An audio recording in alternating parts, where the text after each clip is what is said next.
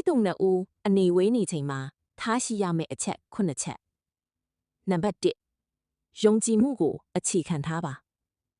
အနေဝေးနေတဲ့အချိန်မှာတန်တရားဝင်လာရင် relationship ကချက်ချင်းအကွဲတတ်တယ်နံပါတ်2အဆက်အသွယ်ကိုမပြတ်ပါစေနဲ့တနေ့တစ်ခါပဲဖြစ်ဖြစ်စားပြီးပြီလားလို့မေးတာကတောင်အရေးကြီးတယ်နံပါတ်3 small updates ပြီးပါဘယ်သွားနေတယ်ဘာလုပ်နေတယ်ဆိုတာပြောပြခြင်းကစိုးရိမ်မှုကိုလျော့စေတယ်နံပါတ်4 future plan ရှိပါစီဘယ်နည်းတွေ့မလဲဆိုတဲ့ target မရှိရင် relationship ကလမ်းပေါ်ပဲရပ်နေလိမ့်မယ်နံပါတ်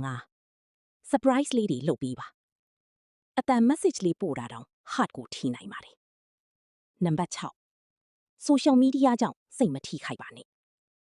online activity ကိုမယုံပဲလူကိုယုံပါ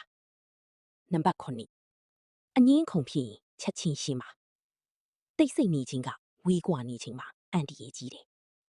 အကွာဝေးကလူကိုဝေးစေနိုင်ပြီမိစိတ်မဝေးရင်ချစ်ချင်းကမပြတ်ပါဘူး